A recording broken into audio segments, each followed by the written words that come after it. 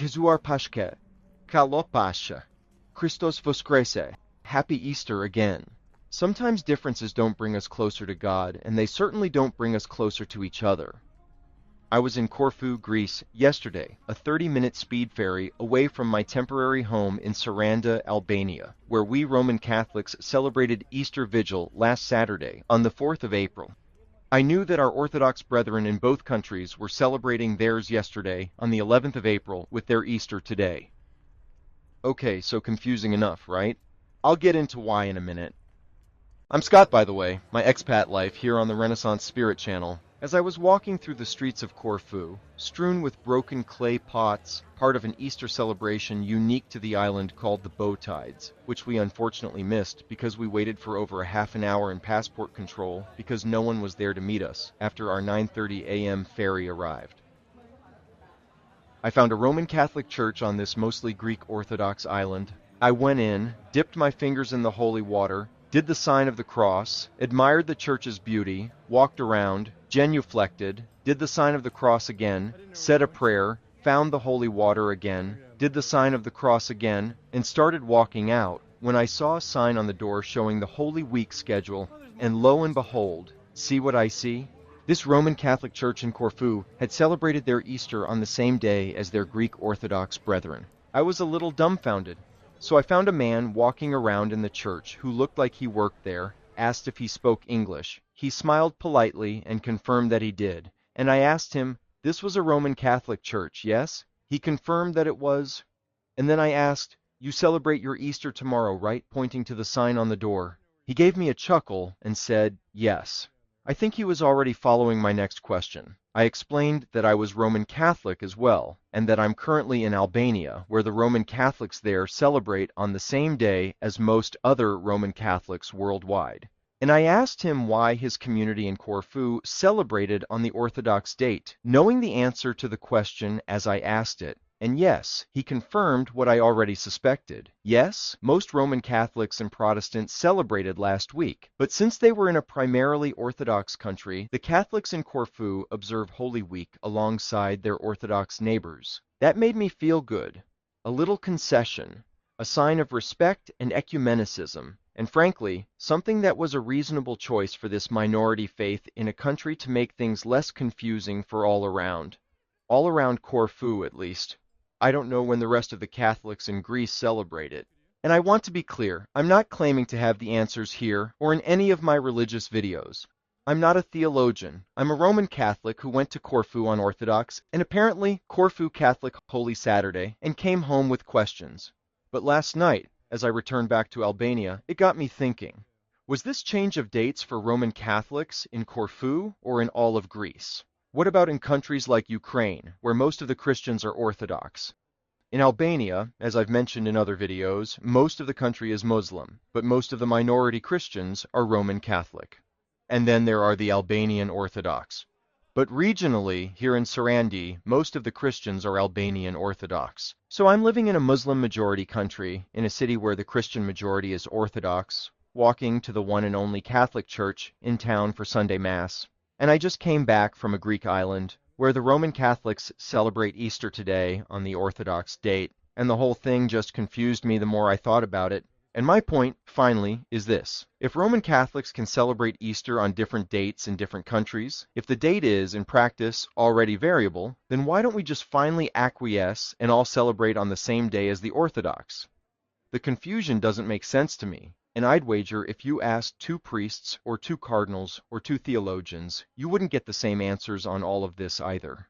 That's not a criticism, that's just honest. Some of this just all drives me, frankly, nuts. These things are an impediment to faith and just makes things worse. If it can be variable, it isn't being maintained for purely religious reasons.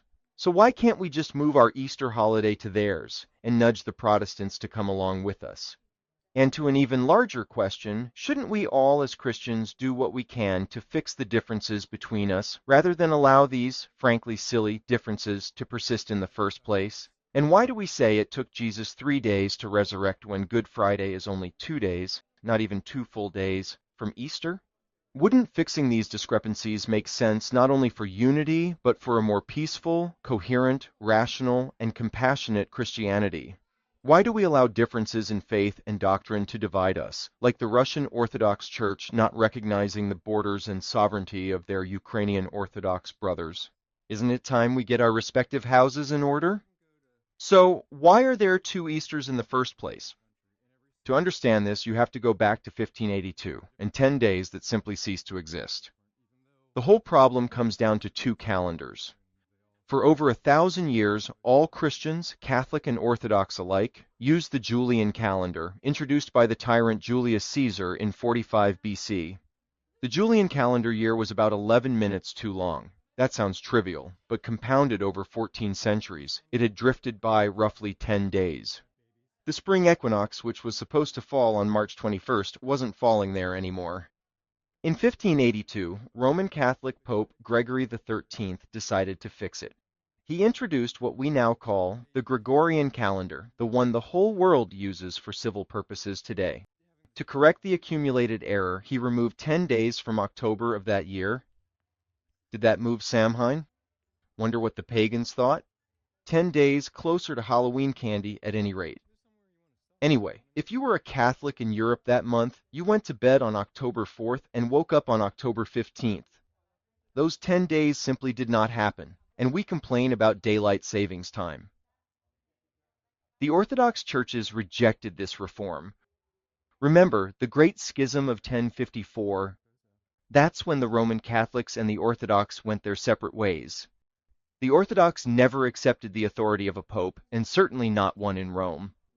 The Western Roman Empire fell hundreds of years ago by this point, while the Eastern Roman Empire was going strong for much longer, having only fallen a little over 100 years before Gregory XIII's proclamation in Constantinople. And in case you're wondering, Constantinople wasn't officially changed to Istanbul until March 28, 1930, but it had informally been called Istanbul by the Ottomans, who conquered it for hundreds of years before that. From the Orthodox perspective, the ancient councils had established Easter using the Julian calendar, and changing calendars risked violating canons they considered sacred, including one stating that Easter must never coincide with Jewish Passover, or Pesach in Hebrew, follows the Hebrew calendar, or Halawak. And not to confuse you further, Pesach in the Hebrew calendar is determined by the Jewish lunisolar calendar, ensuring it always falls on the 15th day of the Hebrew month of Nisan, coinciding with the first full moon of spring. Nisan is the first month of spring, and the calendar uses a 19-year cycle to align lunar months with the solar year, occasionally adding a 13th month, Adar II. This is important because the original Holy Week, the Last Supper, and Jesus Christ's crucifixion all happened during Passover according to the New Testament. So back to the point, the Orthodox kept the Julian calendar, and from 1582 on, both traditions were applying the same formula, first Sunday after the first full moon of spring, but to two different calendars, arriving at two different dates. And the Protestants, in case you're wondering, protested against the Roman Catholic Church. They were all in what we call Western Europe today, and they left Rome but kept its holy dates. Today, the Julian calendar runs 13 days behind the Gregorian. For Easter, this means Orthodox Easter falls anywhere between April 4th and May 8th on our calendar, while Catholic Easter falls between March 22nd and April 25th. Occasionally, the windows overlap and everyone celebrates together. That happened last year in 2025. Most years, they don't, and some years the gap is 5 weeks. Now, here's something worth naming. Honestly, the Orthodox calendar is, by modern science, the less accurate one. The Greek Orthodox Archdiocese of America has said so directly. The Julian calendar's calculations are out of step with the actual astronomical equinox. The Orthodox aren't maintaining it because they believe it's more precise. They're maintaining it because it was the calendar in use when the ancient councils met, and departing from it would mean departing from the practice of the early church. That's a theological argument, not a scientific one. And I want to take it seriously, even as I question it. But here's the part that I think weakens the Catholic side of the argument too, and I don't hear us say this enough. We Catholics have already departed from the Passover connection. The original intent was that Easter follow the Jewish Passover. Jesus was crucified during Passover. The Last Supper was a Passover Seder. The whole theological logic runs directly through it. But centuries ago, the Catholic Church deliberately decoupled Easter from the Jewish calendar, in part to avoid what they saw as dependence on Jewish reckoning. So we already made a change that broke the ancient connection. The Orthodox argument for preserving the Julian calendar on canonical grounds applies to us too, and we've already set it aside once. So on what grounds do we now resist making one more adjustment for the sake of unity? We are not disagreeing about the resurrection. We are disagreeing about a Pope's calendar reform from 1582, and whether a previous departure from tradition gives us license to make another one in the name of something more important, being one church. While I'm being honest about things, let me flag something that has always bothered me and that I don't hear talked about enough. We say Jesus rose on the third day. The Creed says it, the Gospels say it, 3 days, but Good Friday to Easter Sunday is, at most, a day and a half. 2 nights, 1 full day. So where does 3 come from? The standard explanation, and the one most biblical scholars accept, is that first-century Jewish counting included any part of a day as a full day.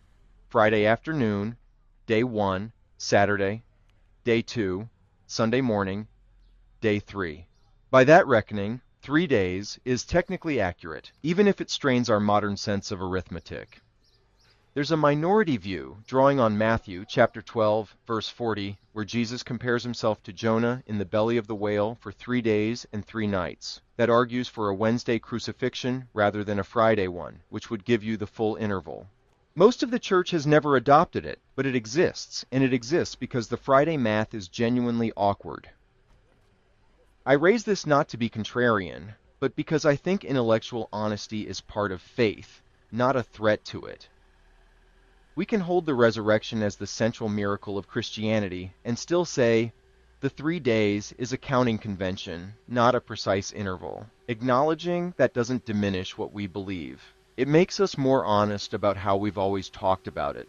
And if we can't be honest about that, what does that say about our confidence in everything else? My point is, maybe the Roman Catholic Church should agree to the dates the Orthodox sets. Not that I'm saying they're perfect either. Let me give you one glaring example on that score. Now here's where it gets less abstract and considerably darker. For centuries, the Russian Orthodox Church held spiritual authority over Ukrainian believers. Moscow's claim traced back to 1686, when the Ecumenical Patriarchate of Constantinople, the historical mother church of global Orthodoxy, transferred the Kiev Church to Moscow's jurisdiction. But to understand why that transfer was so contested, and why Ukrainians never fully accepted it, you have to go back even further, to the city where Russian Christianity itself was born, not Moscow, Kyiv. It was in Kyiv in 988 that Vladimir the Great accepted Orthodox Christianity and baptized the Rus, the civilization from which Russians, Ukrainians, and Belarusians all claim descent. Moscow didn't even exist as a significant city until 2 centuries later. So when Russia claims spiritual authority over Ukraine, it is claiming authority over the very place that gave Russia its soul. And Ukraine has never forgotten that the debt runs the other way. Ukraine had no independent Orthodox Church with international recognition. Spiritually speaking, it was a province of Russia. That changed in January 2019. In a ceremony in Istanbul, the Ecumenical Patriarchate granted the newly formed Orthodox Church of Ukraine its Tomos of Autocephaly, a formal decree of full independence. This came in the wake of Russia's 2014 annexation of Crimea and the war in Donbass. And for Ukrainians, it was not only a religious milestone, but a declaration of sovereignty. The Ukrainians are a separate people, a separate country, and now a separate church. Patriarch Kirill of Moscow declared the move anti-canonical and immediately severed ties with Constantinople. The Russian Orthodox Church broke communion with the Mother Church of Global Orthodoxy rather than accept Ukrainian independence. Other Orthodox churches divided along predictable lines. Slavic churches followed Moscow. The Greek churches recognized Ukraine. Then, Russia launched its full-scale invasion in February 2022, and Patriarch Kirill blessed it. Not reluctantly, not ambiguously. He preached about it. He called it a sacred struggle against Western decadence. He told Russians to rally behind the authorities.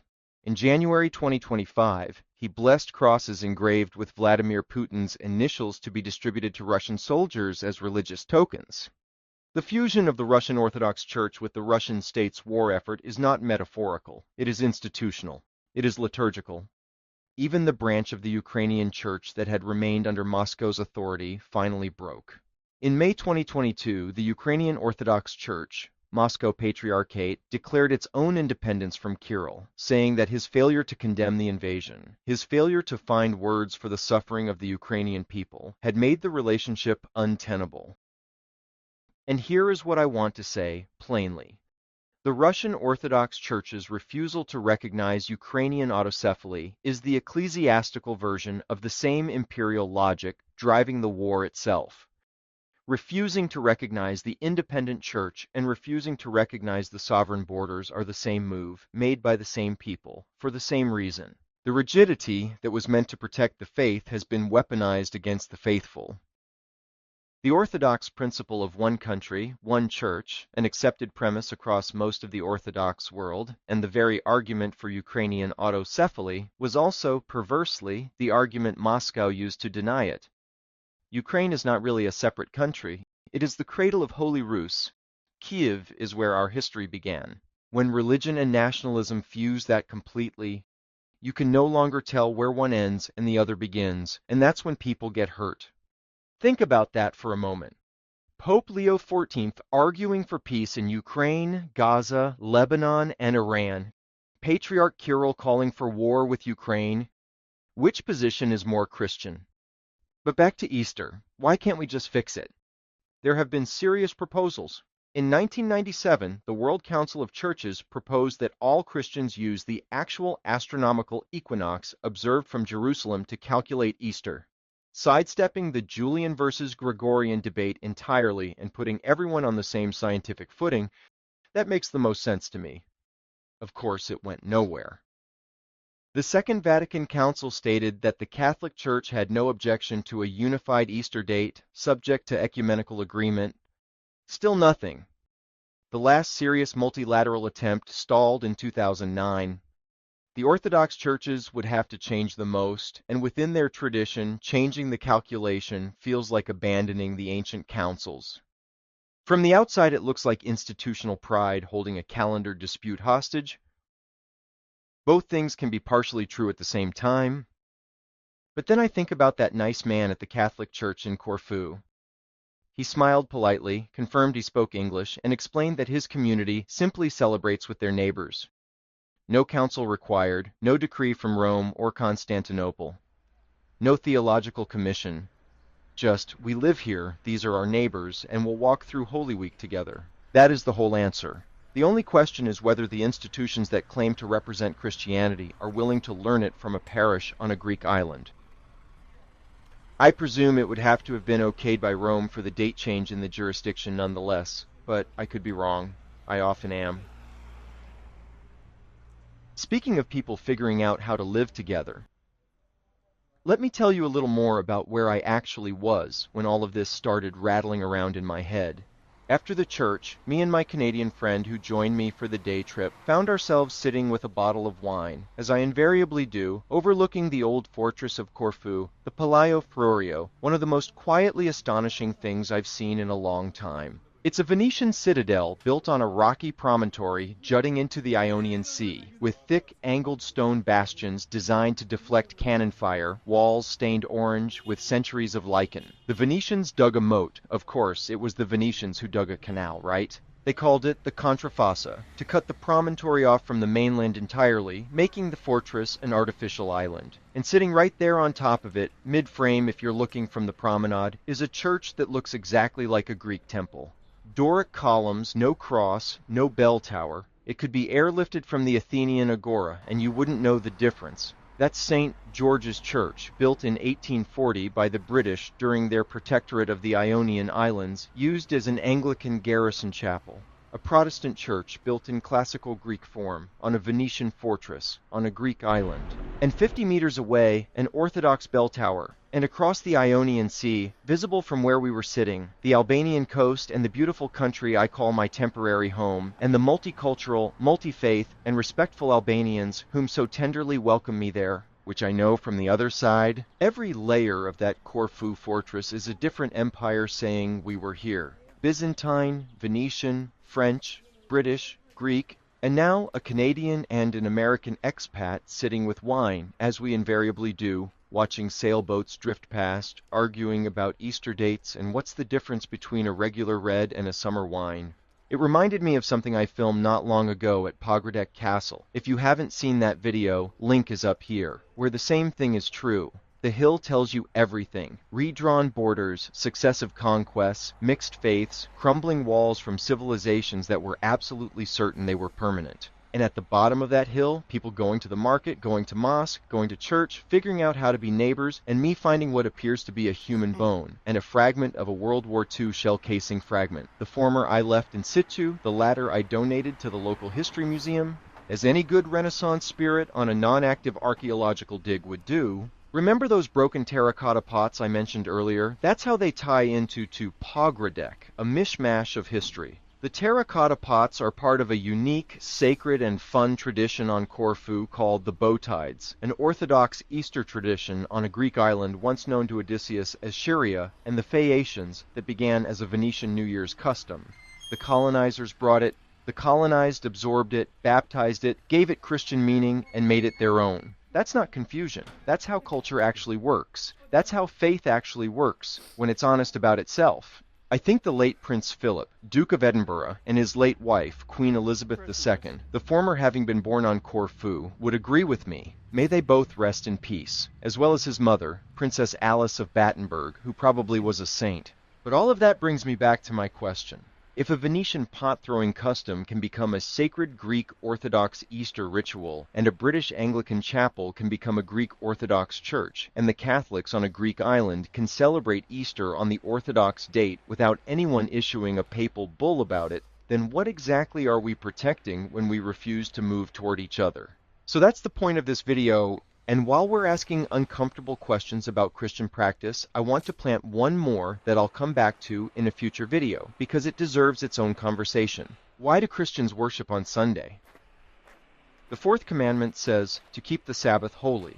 The Sabbath, in the Jewish tradition from which Christianity grew, and in the Islamic tradition that followed, is Saturday, the seventh day, the day God rested. Judaism observes it. Islam observes Friday as its day of communal prayer, anchored in the same Abrahamic week. Both of the other great Abrahamic faiths are, by the plain reading of the commandment, closer to the letter of the law than we are. Christians moved their primary day of worship to Sunday, the first day of the week, not the seventh, to honor the resurrection, which occurred on a Sunday.